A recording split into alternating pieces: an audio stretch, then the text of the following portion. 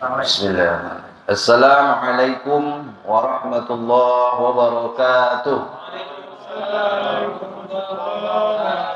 Alhamdulillah wassalatu wassalamu ala Rasulillah Sayyidina wa Maulana Muhammad ibni Abdullah wa ala alihi wa ashabihi wa man tabi'ahu wa mawalah.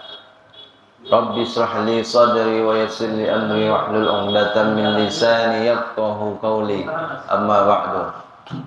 Bapak-bapak hadirin jamaah subuh yang dimuliakan Allah Subhanahu wa taala, kembali kita bersyukur kepada Allah dengan mengucapkan alhamdulillahirabbil alamin atas nikmat Allah yang begitu besar. Subuh ini kita kembali bisa melangkahkan kaki, mengayunkan tangan, datang ke musholla untuk melaksanakan sholat subuh berjamaah, kemudian dilanjutkan dengan kajian subuh. Mudah-mudahan setiap langkah kaki kita, setiap hembusan nafas kita ini bernilai ibadah. Amin ya rabbal alamin. Waalaikumsalam. Bersolawat kepada baginda Nabi yang mulia, Sayyidul Anbiya wal Mursalin, Sayyidina wa Maulana Muhammad sallallahu alaihi wasallam. Allahumma salli ala Sayyidina Muhammad wa ala ali Sayyidina Muhammad. Assalamualaikum ya Rasulullah. Kembali kita lanjutkan kajian kita tentang Sirah Nabawiyah, Kitab Ar-Rahiq Al-Makhtum karya Syekh Safi Rahman Al-Mubarakfuri.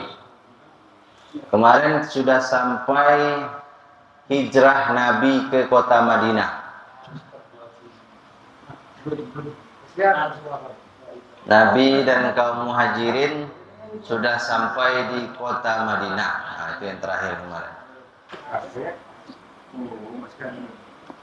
Bagi yang terlewat nanti kajian kita sudah kita rekam, nanti kita upload. Nah, sekarang belum diupload lagi. Jangan lupa like and subscribe. Nanti kita upload di YouTube kita atau di Facebook Dusun Pasar Minggu. Itu insya Allah ada semuanya episode dari awal.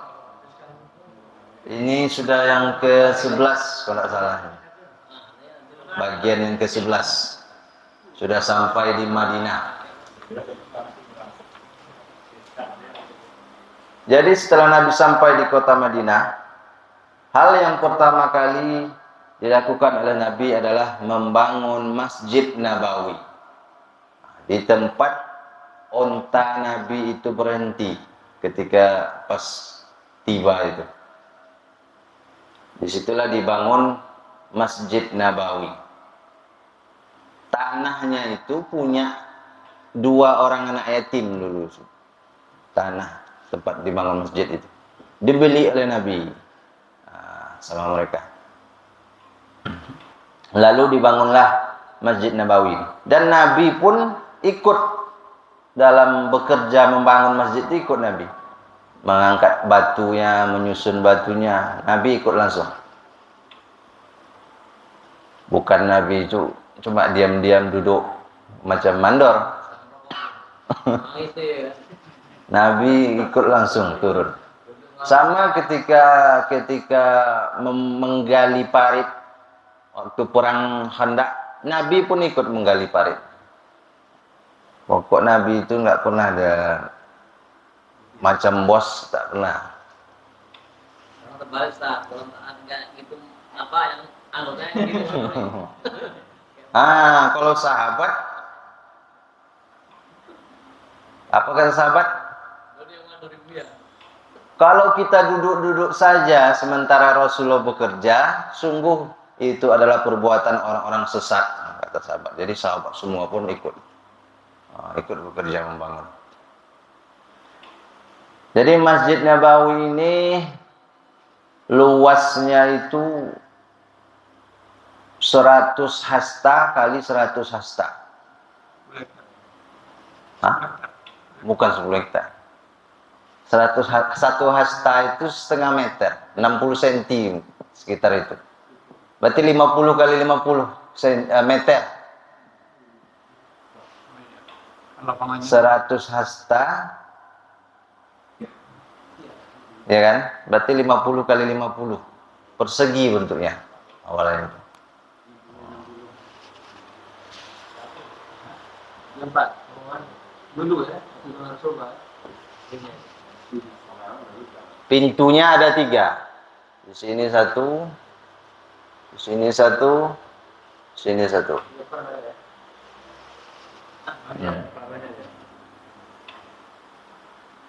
Dinding-dindingnya dia ini yang di atap itu cuma depan ini saja, sama belakang sedikit. Ini terbuka semua.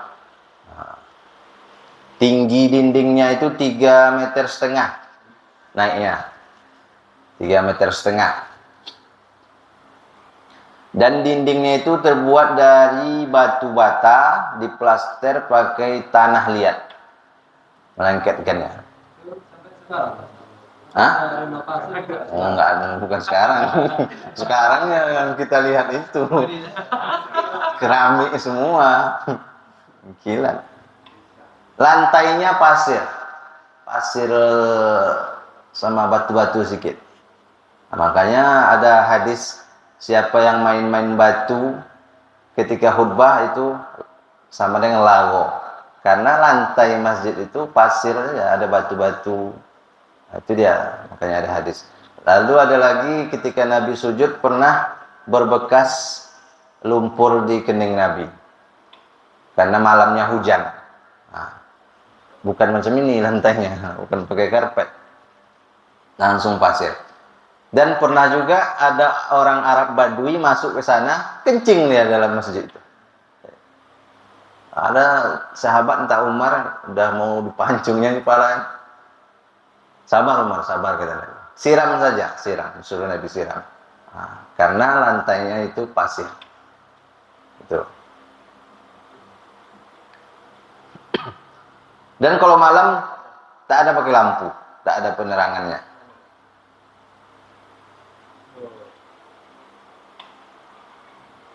Pondasinya 3 hasta, semeter setengah. Tiang-tiangnya dari pohon kurma. Di sini ada tiang-tiang nih, penopang atap. Dari tiang pohon kurma. Atapnya dari pelepah kurma. Atapnya. Lalu di samping sini dibangunlah kamar Nabi. Untuk istrinya. Kamar Aisyah sama Saudah bersebelahan. Karena waktu itu istri Nabi 2. Ingat, ketika sampai di Madinah, Nabi sudah menikah dengan Saudah yang pertama, kemudian Aisyah. Masih 2 istri Nabi ketika itu. Tahun-tahun awal hijrah itu. Masjid ini digunakan sebagai selain tempat ibadah, selain tempat sholat, dia untuk tempat pertemuan, balai pertemuan, sebagai tempat musyawarah, tempat menyebarkan informasi, dan juga majelis permusyawaratan pemerintah. Nah, di situ semua fungsi Masjid Nabawi itu waktu itu. Semua musyawarah dilaksanakan di situ. Dan juga karena orang-orang muhajirin yang pindah dari Makkah itu belum punya rumah, mereka tinggal di sini, di belakang sini. Dikasih atap, disekat-sekat. Di situ mereka tidur, yang belum punya rumah. Karena mereka hijrah dari Makkah itu tak ada bawa apa-apa, hanya baju di badan saja dan bekal secukupnya. Tak ada mereka bawa harta. Harta semua tinggal di Makkah, tak boleh dibawa. Di stop sama orang-orang kafir Quraisy.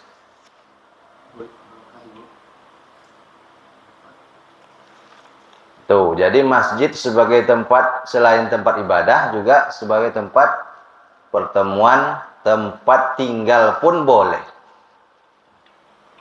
Macam Dodi kan, kita suruh tinggal di musola itu. Tempat-tempat makan pun boleh. Di awal-awal hijrah itu kata Nabi sama orang-orang Ansor, kalau kalian masak dilebihkan diantar ke masjid.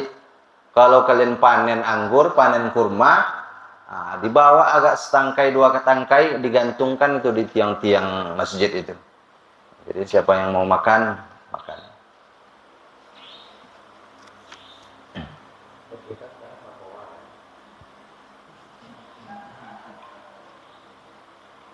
Lalu pada permulaan hijrah ini juga turun syariat azan. Azan, baru ada azan itu. Sejarahnya itu ada sahabat yang bermimpi tentang kalimat-kalimat azan itu. Nama sahabat itu Abdullah bin Zaid. Bermimpi dia tentang lapas azan itu, yang diucapkan ketika azan itu, Allahu Akbar sampai terakhir itu. Dia yang bermimpi. Lalu diceritakan kepada Nabi. Rupanya Umar bin Khattab pun bermimpi yang sama. Di situ. Maka itulah sejarah azan.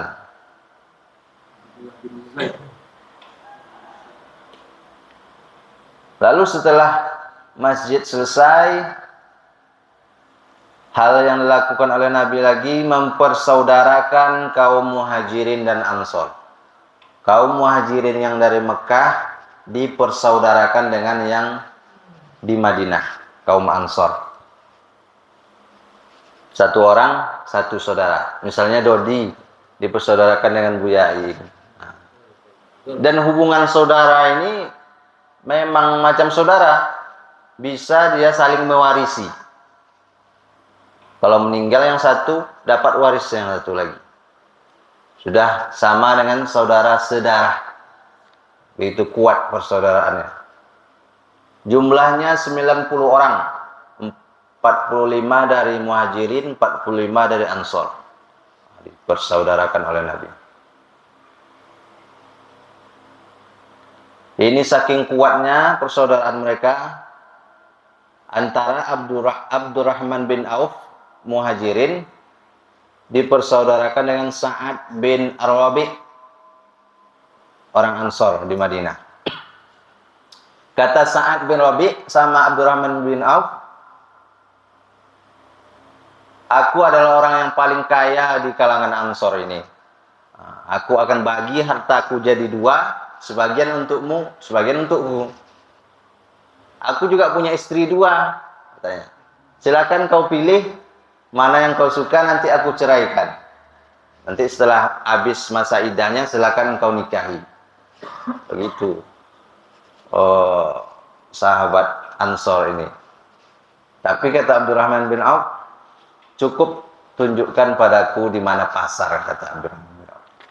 Semoga Allah memberkahi hartamu dan keluargamu. Cukup tunjukkan padaku di mana pasar. Gitu pula orang sahabat ini, tak mau pula dia. Ini mentang-mentang sudah ditawarkan digas semua ya kan. Kalau kita yang ditawarkan tuh mungkin langsung hartanya dikasih separuh, apalagi istrinya pilihlah mana yang dia suka, nanti diceraikan. Sudah hebatnya para sahabat.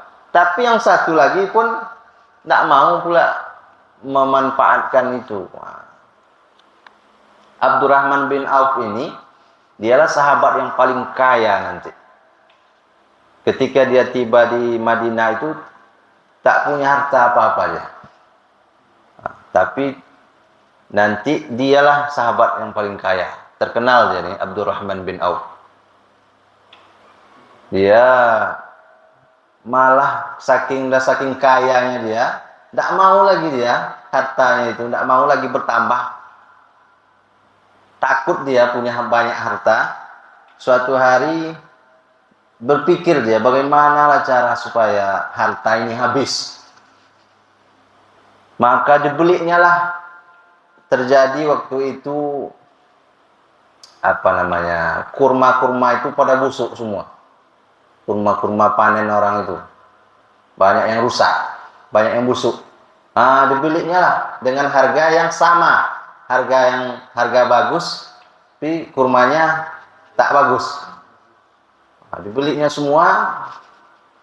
Tujuannya tadi supaya hartanya habis ini. Selang beberapa lama datang orang dari Romawi. Orang mencari kurma busuk pula ini cari. Dia sudah barangnya kurmanya sudah terkumpul sama dia semua nih. Datang pula orang nyari, memang yang dicari itu kurma busuk untuk obat. Untuk obat. Dan orang ini susah nyarinya. Maka dibelilah kurma Abdurrahman bin Auf tadi dengan harga yang lebih tinggi. Itulah Abdurrahman bin Auf. Payah dia, mau miskin payah dia. Dan sedekahnya banyak. Dan berlipat-lipat lagi kekayaannya itu. Jadi dia datang ke pasar itu dia tak ada bawa apa-apa. Modalnya cuma modal kepercayaan. Dibawakannya barang orang lain, dijualkannya. Itu awalnya dia cuma. Lalu setelah dia punya modal, dibeli barangnya sendiri, dijual. Dan yang membuka pasar itu dialah Abdurrahman bin Auf ini. Atas diperintah oleh Nabi. Ada yang punya lahan, diajaknya orang kerjasama, disuruh orang buka lapak di situ. Tanpa dibayar tapi bagi hasil. Itu awalnya tuh buka pasar di Madinah. Maka Abdurrahman bin Auf nanti dialah sahabat yang paling kaya. Padahal ketika tiba di Madinah dia tak punya apa-apa. Hartanya semua tinggal di Makkah. Waktu di Makkah dulu dia sudah kaya juga. Cuma ketika hijrah itu tak boleh bawa apa-apa oleh orang-orang Quraisy. Balik lagi miskin. Itulah contoh persaudaraan antara kaum Muhajirin dan Ansor. Jadi tujuan Nabi mempersaudarakan mereka ini untuk menghilangkan rasa fanatisme jahiliyah. Dulu orang itu fanatiknya terhadap sukunya. Walaupun dia satu Islam, satu tidak Islam, tapi dia satu suku, dia tetap fanatik, tetap dibelanya. Jadi tujuannya itu untuk menghilangkan fanatisme suku.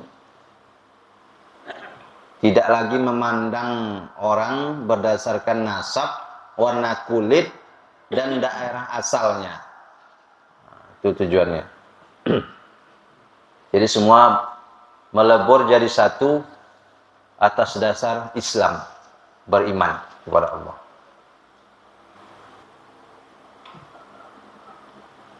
Lalu Nabi membuat beberapa perjanjian sumpah setia terhadap Islam.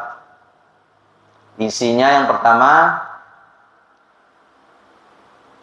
ini adalah perjanjian dari Muhammad SAW, sang Nabi, berlaku bagi seluruh kaum mukminin dan muslimin dari suku Quraisy dan Yasrib, serta siapa saja yang mengikuti mereka. Isinya satu, mereka adalah umat yang satu, bebas dari pengaruh golongan yang lain. Yang kedua, Muhajirin dari suku Quraisy dianjurkan melanjutkan tradisi yang baik sebelum Islam datang. Kalau yang baik-baik silakan lanjutkan. Yang tak baik, itu yang tak boleh. Begitu juga kaum Ansor, tradisi yang baik sebelum Islam datang lanjutkan, yang tak baik hentikan. Lalu yang ketiga, tidak boleh meninggalkan tanggung jawabnya terhadap saudara-saudaranya. Harus peduli kepada saudara. Kaum mukminin yang bertakwa harus siap melawan orang yang berbuat zalim. Yang kelima, bekerja sama melawan tindak kezaliman. Ada 16 isinya. Yang inti pokoknya tentang persatuan. Kalau ada satu orang saudaranya yang mukmin dizolimi, diperangi, maka yang lain pun harus ikut membantu. Tak boleh dibiarkan.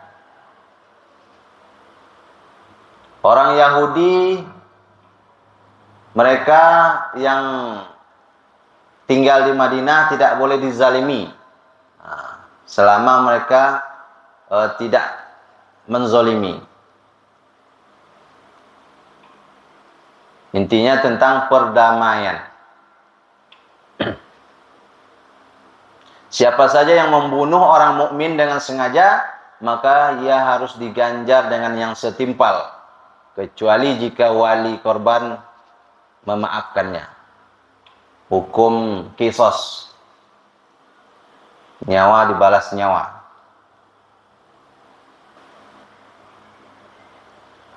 Nah, jadi yang ditanamkan oleh Nabi ini tentang persatuan kasih sayang sesama orang beriman. Ketika Nabi sampai di sana, hal pertama yang disampaikan oleh Nabi, nasihat Nabi, ini cerita dari Abdullah bin Salam. Nabi bersabda, "Wahai sekalian manusia, sebarkanlah salam, beri makan, sambung silaturahim, dirikan sholat di saat orang tertidur, maka kalian akan masuk surga dengan selamat." Yang lain lagi, tidak akan masuk surga orang yang tetangganya tidak merasa aman dari gangguannya. Orang Islam itu adalah orang yang bisa menyelamatkan muslim lainnya dari lisan dan tangannya. Tidaklah beriman salah seorang dari kalian hingga ia mencintai saudaranya sebagaimana ia mencintai dirinya sendiri. La yu'minu ahadukum hatta yuhibbu li akhi ma yuhibbu li nafsi. Itulah di sini rupanya hadis itu keluar ketika Nabi pertama kali masa-masa pertama tiba di Madinah. Itu nasihat Nabi yang pertama kali tentang mencintai saudara. Tidak beriman salah seorang dari kalian sampai dia mencintai saudaranya seperti dia mencintai dirinya sendiri. Kalau dia kenyang, maka dia pun ingin saudaranya kenyang. Itu maksudnya. Kalau dia kedinginan, maka dia pun merasakan kedinginan saudaranya. Maka merasakan apa yang dirasakan oleh saudara kita. Sama seperti sekarang pun begitu. Saudara-saudara kita di Palestina. Maka kalau kita tidak merasakan, tidak bisa tersentuh hati kita, mendengar kabar, melihat apa yang dialami oleh saudara-saudara kita di Palestina, maka la yu'minu ahadukum. Belum beriman kita. Belum beriman. Hadis yang lain, mukmin satu dengan yang lain ibarat satu bangunan yang saling mengokohkan. Jangan kalian saling membenci, saling mendengki, saling membelakangi, dan jadilah kalian ini hamba-hamba Allah yang bersaudara. Hadis-hadis tentang persaudaraan, nah itu ketika awal-awal Nabi tiba di Madinah.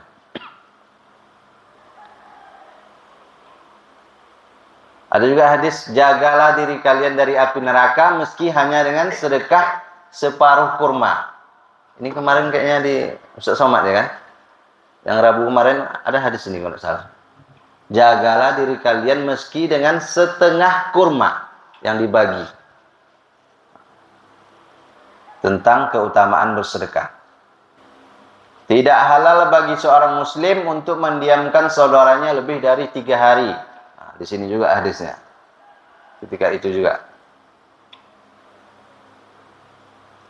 Bukanlah seorang mukmin yang dirinya sendiri merasakan kenyang sementara tetangganya kelaparan. Nah, hadis yang disampaikan oleh Ustaz Somad waktu video itu. Video Baitul Mal.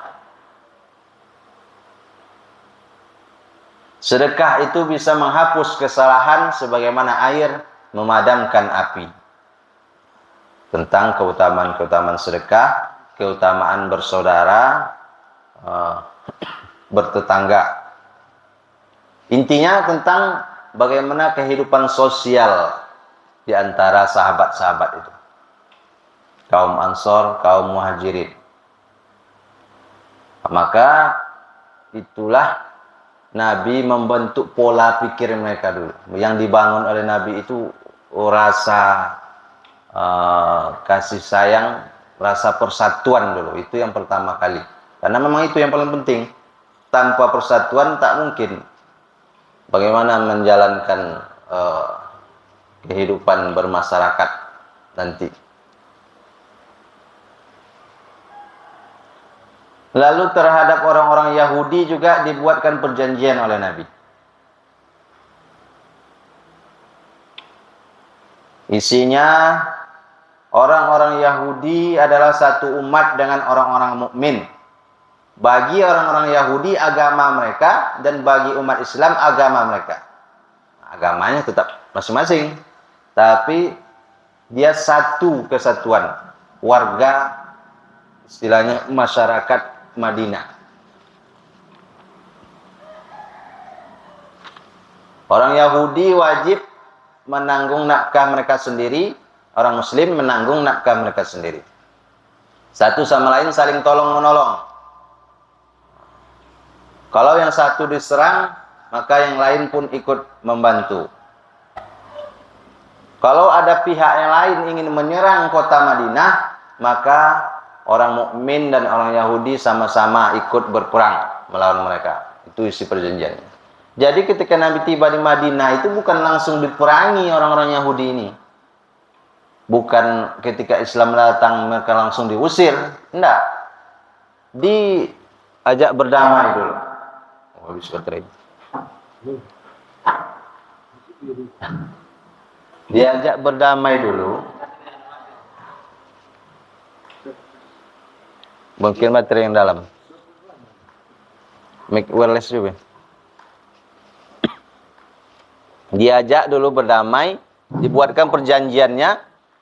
Lalu yang terusir itu, yang mereka diusir itu, nanti setelah mereka berkhianat, orang-orang Yahudi nanti, dia berkhianat mereka. Nah, barulah diusir dari kota Madinah.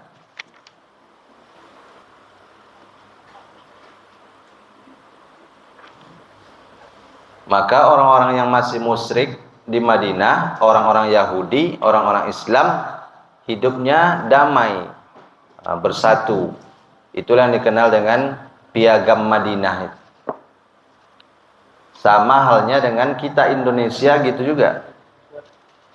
Ada yang berbeda-beda agama, tapi kita tetap dalam persatuan negara kesatuan Indonesia. Semuanya aman, beribadah dengan agamanya masing-masing.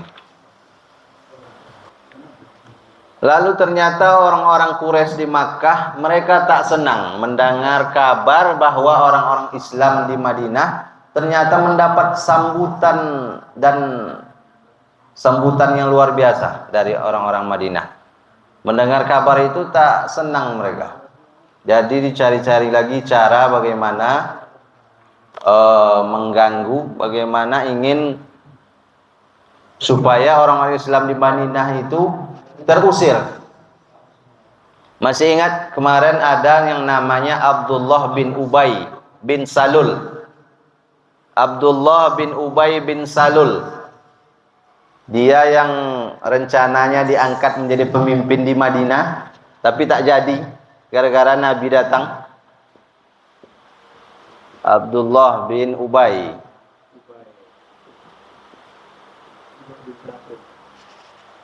Dia ini kan punya dendam sama Nabi, karena menganggap Nabi yang merebut kekuasaannya.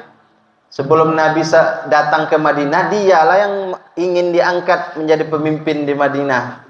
Setelah terjadi perang itu, dapat kesepakatan dia yang mau diangkat menjadi pemimpin di Madinah. Ternyata Nabi hijrah ke Madinah, tak jadilah dia diangkat. Maka dia punya dendam sama Nabi. Lalu dihubungilah oleh orang-orang Quraisy di Makkah si Abdullah bin Ubay ini. Dikirimkan surat bahwasanya isinya, negeri kalian sudah didatangi orang-orang kami yang sedang kami perangi. Maka kalian harus juga memerangi mereka atau mengusir mereka. Kalau tidak, kami akan kerahkan seluruh kekuatan kami untuk menyerang kalian. Diancamlah istilahnya. Kalian usir mereka, kalau tidak kami datang ke sana akan perangi kalian semua.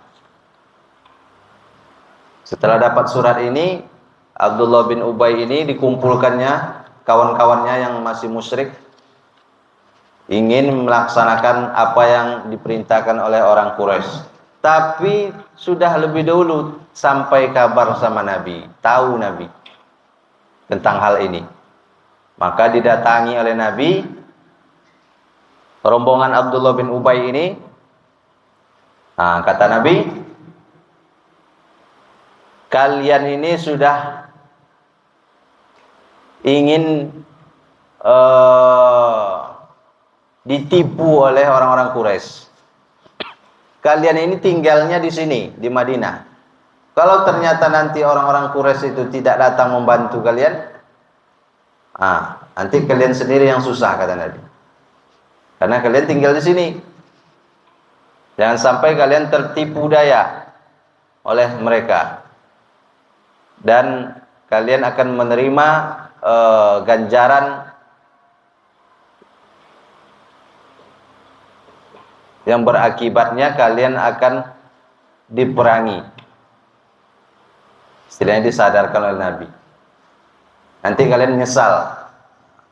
Maka mendengar itu mereka pun sadar akhirnya. Tak jadi, niatnya tadi tak jadi. Diundur dulu niatnya. Maka yang seperti ini terus dilakukan oleh orang-orang Quraisy, menghasut sana, menghasut sini supaya orang-orang Islam ini terusir dari Madinah. Tapi bisa dipadamkan oleh Nabi. Kejadian-kejadian seperti itu bisa diatasi oleh Nabi.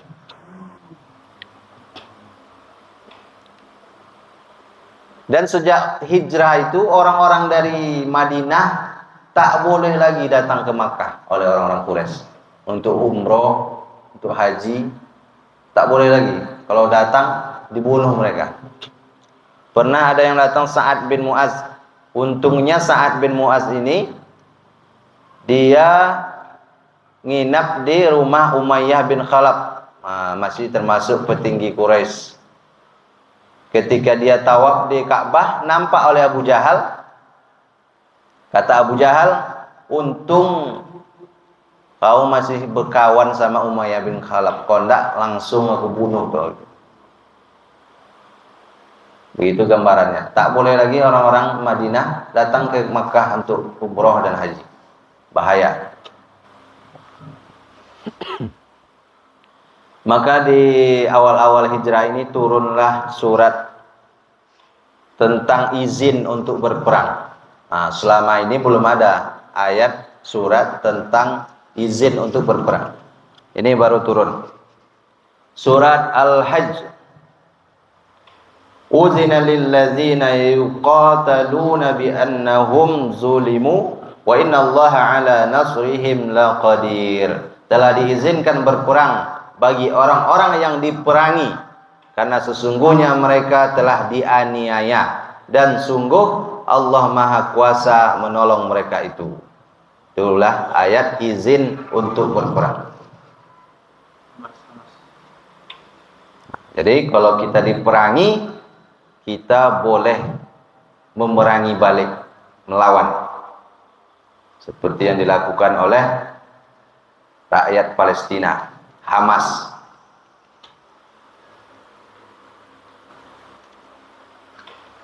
Maka setelah mendapat izin untuk mengangkat senjata ini untuk berperang, maka yang dilakukan oleh Rasulullah adalah menunjukkan kekuatan yang dimiliki kaum muslimin. Beliau kumpulkan para sahabat pasukan-pasukan untuk menghadang kafilah dagang orang Quraisy Makkah. Masih ingat peta Arab Saudi? Peta Arab Saudi, di sini Makkah, sini Madinah, di sini Syam. Jadi setiap orang Makkah ingin berdagang ke Syam, mereka pasti melewati wilayah Madinah. Tidak ada jalan lain. Harus lewat situ. Memang di situ jalurnya. Jadi Nabi membentuk pasukan-pasukan untuk menghadang kafilah dagang ini.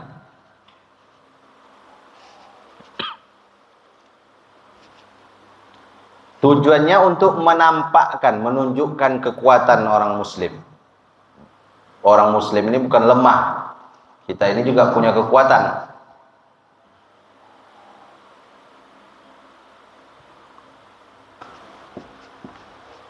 Jadi kalau para sejarawan itu membagi perang itu dua sebutan dia.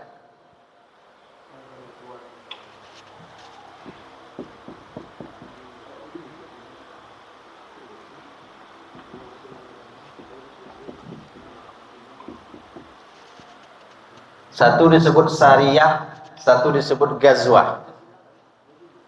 Sariyah itu Nabi hanya mengutus sahabat yang berangkat. Nabi tidak ikut. Kalau Ghazwah, Nabi ikut langsung dalam pasukan itu. Itu disebut Ghazwah. Terjadi atau tidak terjadi perang, pertempuran, tetap disebut perang ya.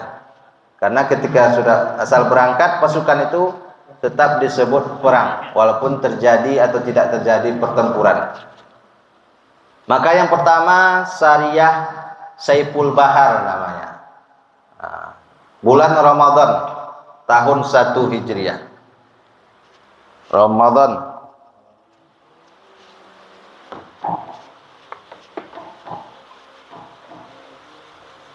Nabi sampai di Madinah bulan berapa? Tahun 13. Bulan. Julhijjah. Kapan? Rabiul Awal tapi kemarin. Masuk ujian ini lah sama. Nggak lulus nanti ujiannya nih. Rabiul Awal, Rabiul Akhir, Jumadil Awal, Jumadil Akhir, Rajab, Sya'ban, Ramadan, berarti 6 bulan. 6 bulan setelah hijrah itu, bulan Ramadan diutuslah satu pasukan 30 orang. 30 orang.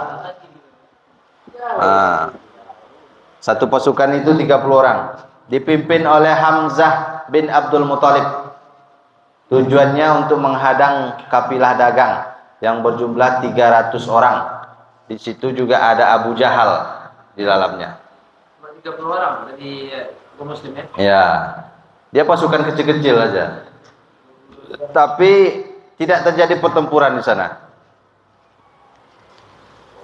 Tak berjumpa. Lalu yang kedua Sariyah Rabiq, bulan Syawal, berarti sebulan setelah ini Syawal. Namanya Sariyah Rabiq, perang Rabiq. 60 orang kaum muhajirin dipimpin oleh Ubaidah bin Al-Haris. Di sana mereka ingin menyergap kafilah dagang Abu Sufyan yang berjumlah 200 orang.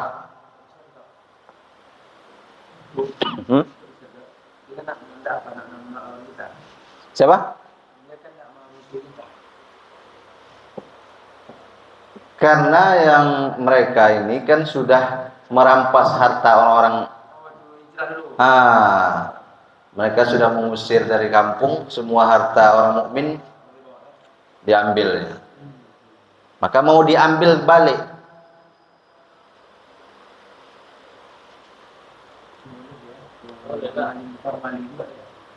Yang rombongan Abu Sufyan ini ada dua orang rombongan Abu Sufyan keluar, mereka ikut ke kaum muslimin. Mereka ini namanya Mikdad bin Amr dan Utbah bin Ghazwan. Sebetulnya mereka sudah Islam, pura-pura ikut rombongan kafir Quraisy. Begitu jumpa dengan kaum muslimin, rombongannya keluar, mereka ikut. Tujuannya cuma itu sebetulnya. Lalu ikut ke Madinah. Lalu pada bulan Zulqa'dah, Ramadan, Syawal, berarti tiap bulan ini. Zulqaidah. Dia waktu bulan Syawal dapat nggak? Hmm? Papasan? Enggak, Nggak dapat juga. enggak dapat. Jumpa tuh mana? Jadi pertempuran. Cuma apa aja nih? Saling menghujani lawan dengan anak panah. Tapi tak terjadi perang langsung. Tidak bersuara. Istilahnya tembak-tembak dari jauh aja. Bersuara. Takut ya, teman-teman takut. Bersuara tapi gertak-gertak lah. Tapi tak jadi pertempuran yang apa? Yang besar. Mungkin lari habis itu. Bulan Zulqaidah ini Sa'ad bin Abi Waqqas ya yang memimpin. 20 orang sahabat. Jalan kaki ini. Rudal belum ada. Baru panah aja, panah. Gajah sana. Dan tak jumpa juga. Ini tak jumpa juga Zulqaidah. Ketika bulan Safar, Syawal, Zulqaidah, Zulhijjah, Muharram, Safar. Agak selang berapa bulan? 2 bulan. Rudal ke gajah sana. Bulan Safar ini Nabi ikut langsung. Nabi ikut langsung bersama 70 orang muhajirin. Ini sudah tahun kedua Hijriah ini. Safar tahun 2 Hijriah. Ini tahun 1. Ini tahun 2. Nabi ikut langsung. Inilah pertama kalinya Nabi ikut perang. Bulan Safar. Pedang itu. Nabi keluar selama 15 hari meninggalkan Madinah.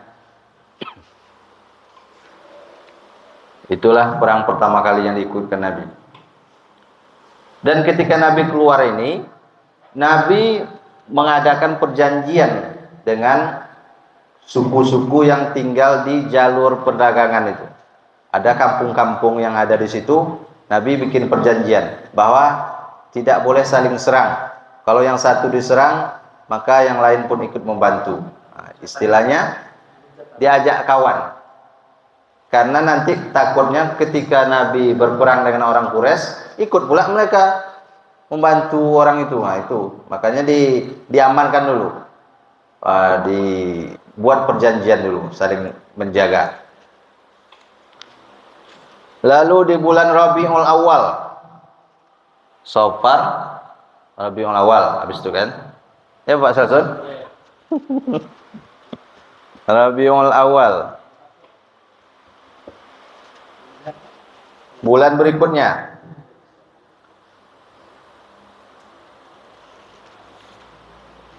Namanya Perang Buat. Rabiul Awal. Nabi langsung berangkat bersama 200 sahabat. Nah, ini lumayan besar ini.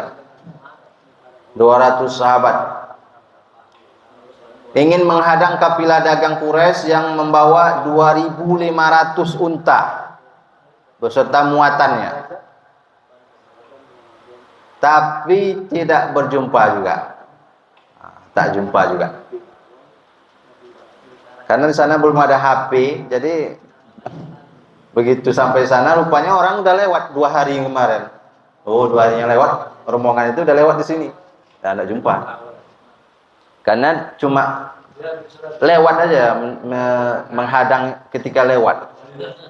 Jadi kalau sudah lewat di situ ya lewat lah. Tak bisa lagi, tidak jumpa. Lalu Jumadil Awal, Rabiul Awal, Rabiul Akhir, Jumadil Awal. Sebulan, 2 bulan setelah itu lagi. Seratus 150 sahabat.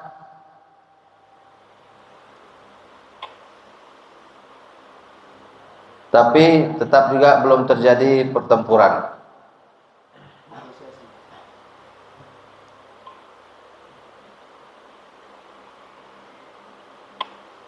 Lalu pada bulan Rajab, Jumadil Awal, Jumadil Akhir, Rajab.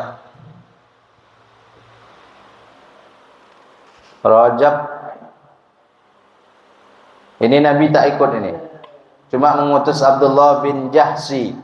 Ini baru terjadi ini pertempuran sikit. bulan Rajab?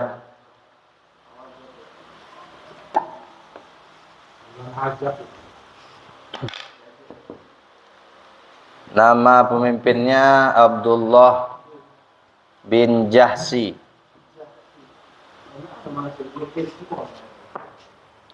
Ini Nabi tidak ikut, cuma mengutus Abdullah bin Jahsy dan 12 orang sahabat, cuma 12. Berarti 13 orang termasuk Abdullah bin Jahsy. Tempatnya di Nakhla. Berjumpa mereka dengan rombongan kafilah dagang.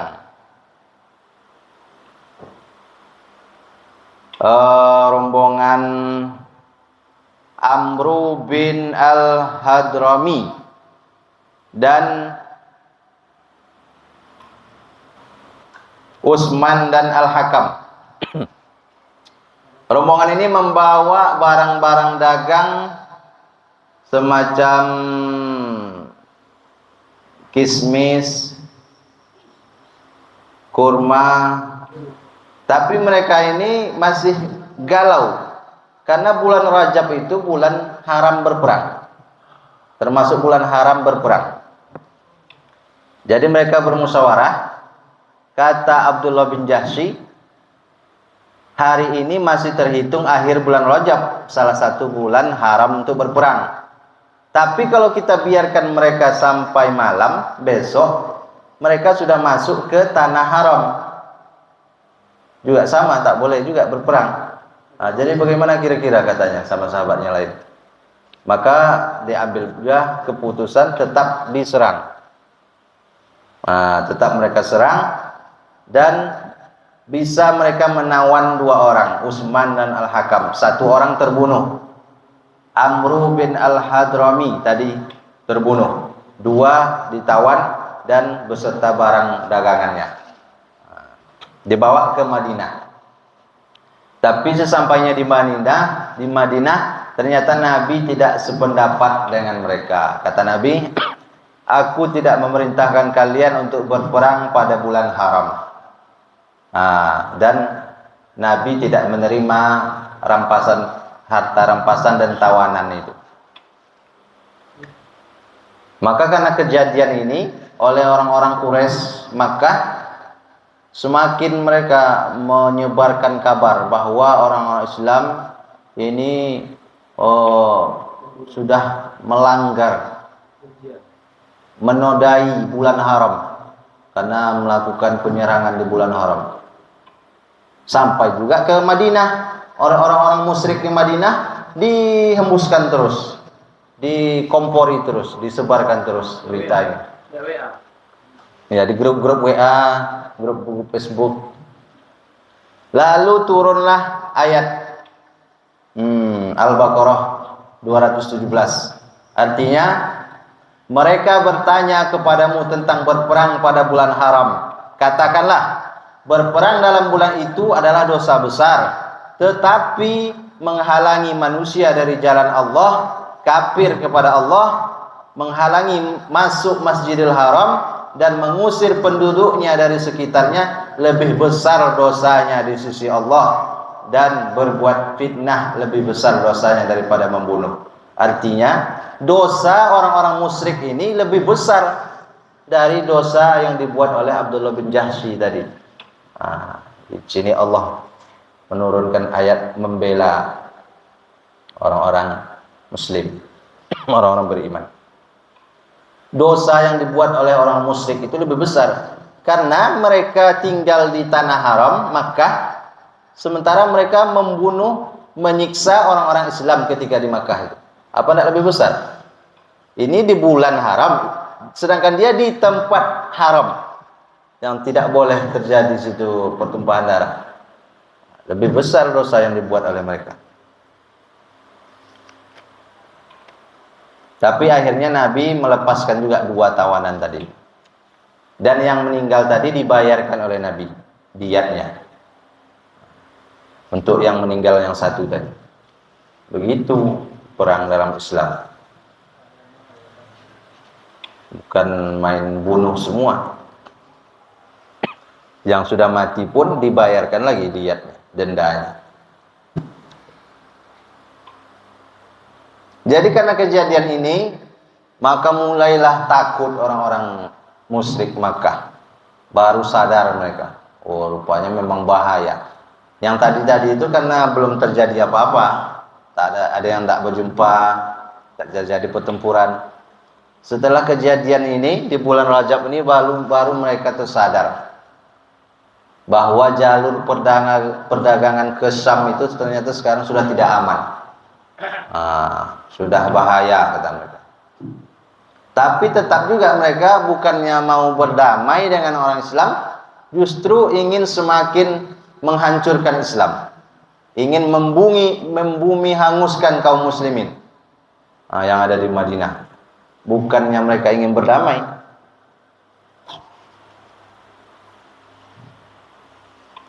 Lalu pada bulan Rajab itu pula turunlah ayat lagi tentang kewajiban berperang. Tambah lagi ayat tentang berperang. Al-Baqarah juga. Dan perangilah di jalan Allah orang-orang yang memerangi kamu, tetapi janganlah kamu melampaui batas, karena sesungguhnya Allah tidak menyukai orang-orang yang melampaui batas. Dan bunuhlah mereka di mana saja kamu jumpai mereka, dan usirlah mereka dari tempat mereka setelah mengusir kamu. Maksudnya di Makkah. Dan fitnah itu lebih besar bahayanya dari pembunuhan. Dan janganlah kamu memerangi mereka di Masjidil Haram, kecuali jika mereka memerangi kamu di tempat itu. Jika mereka memerangi kamu di tempat itu, maka bunuhlah mereka. Demikianlah balasan bagi orang-orang kafir. Tetapi jika mereka berhenti dari memusuhi kamu, maka sesungguhnya Allah Maha Pengampun lagi Maha Penyayang. Dan perangilah mereka itu sampai tidak ada lagi fitnah, dan agama hanya bagi Allah semata.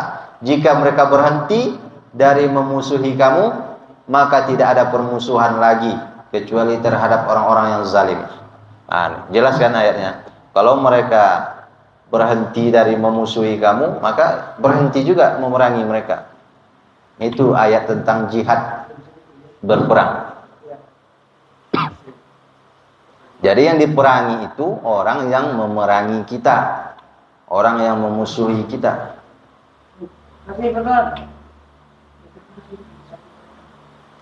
Maka sebetulnya ayat ini kalau bagi orang-orang yang bisa melihat, di sini sudah tergambar isyarat-isyarat bahwa akan terjadi peperangan besar setelah ini.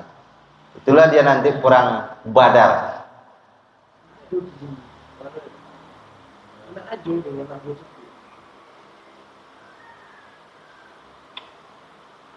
Dan sudah ada isyarat juga untuk mengusir mereka dari Makkah.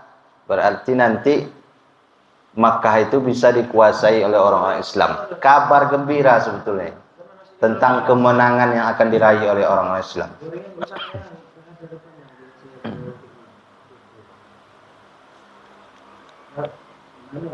Juga turun surat Muhammad ayat 4-7. Kalau kamu bertemu dengan orang-orang kafir di medan perang, maka pancunglah batang leher mereka. Selanjutnya, apabila kamu telah mengalahkan mereka, maka tawanlah mereka. Dan sesudah itu kamu boleh membebaskan mereka atau menerima tebusan sampai perang berakhir. Demikianlah, dan sekiranya Allah menghendaki, niscaya Dia membinasakan mereka. Tetapi Allah hendak menguji sebagian kamu dengan sebagian yang lain. Dan orang-orang yang gugur di jalan Allah, Allah tidak akan menyia-nyiakan amal mereka. Allah akan memberi petunjuk kepada mereka dan memperbaiki keadaan mereka, dan memasukkan mereka ke dalam surga yang telah diperkenalkan Allah kepada mereka. Dan orang-orang mukmin, jika kamu menolong agama Allah, niscaya Dia akan menolongmu dan meneguhkan kedudukanmu. Jika engkau tolong agama Allah, maka Allah akan menolongmu. Ayat ini berisi tentang tata cara berperang dalam Islam. Kalau jumpa di medan perang, bunuh mereka, pancung kepalanya. Tapi kalau sudah kalah mereka, jangan dibunuh lagi, ditawan. ditangkap, ditawan. Nah, setelah itu kalau mereka membayar tebusan, dilepaskan. Tata cara berperang dalam Islam, bukan main habisi semua. Kalau orang-orang Zionis Yahudi itu semua dibunuhnya. Makanya kemarin ketika Hamas menyerang itu banyak yang ditawan, ya kan? Tentara-tentara Israel itu banyak yang jadi tawanan. Tidak dibunuh semua. Kalau sudah kalah, ditangkap jadi tawanan. Kalau sudah menyerah, begitu diatur dalam Islam, Allah yang mengatur. Ini pun sebetulnya sebagai kabar gembira bahwa nanti akan terjadi peperangan dan banyak orang-orang musyrik itu yang kalian tawan, kalian akan menang. Ini kabar tersirat ini dari ayat ini yang disampaikan Allah. Nah, itulah sampai bulan Rajab, Sya'ban, Ramadan. Nanti Ramadan terjadi perang Badar yang besar itu. Berarti berapa bulan? 2 bulan setelah ini. Rajab, Sya'ban, Ramadan. Nah, tahun kedua 2 Hijriah. Jadi tahun pertama Hijriah itu 6 bulan.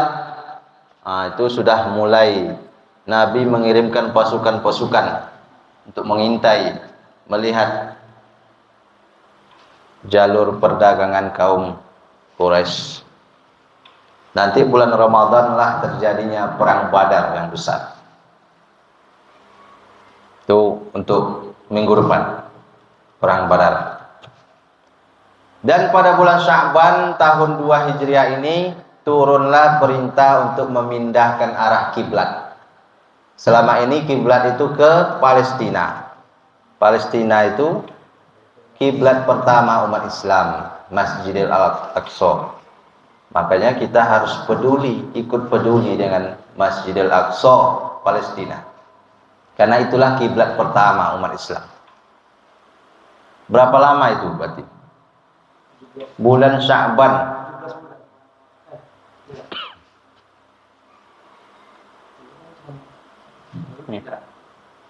Bulan Sya'ban baru dipindah ke Masjidil Haram, ke Ka'bah.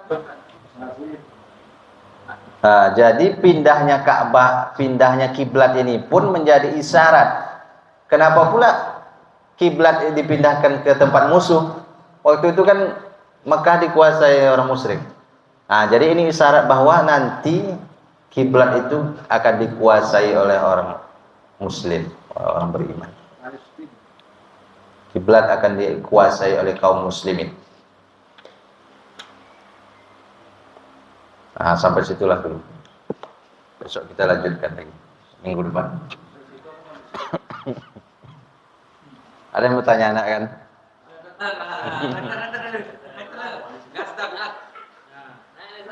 Jadi yang mulai ada penghadangan itu apa langsung diambil? Mulai kan orang. Ya, itu kan sebanyak ini tadi yang terjadi cuma di bulan Rajab yang dipimpin oleh Abdullah bin Jahsy. Iya. Yang lain tadi ada yang tak berjumpa, ada yang berjumpa tapi lolos. Ya. Yang kejadian tadi cuma di bulan Rajab yang dipimpin oleh Abdullah bin Jahsy. Nah, itu kan dibalikkan lagi oleh Nabi. Karena pada bulan Rajab bulan haram. Tuh. Ya, barang dagangan tadi. Kita tutup dengan doa kafaratul majlis. Subhanakallahumma wa bihamdika asyhadu an la ilaha illa anta astaghfiruka wa atubu ilaik. Wassalamualaikum warahmatullahi wabarakatuh.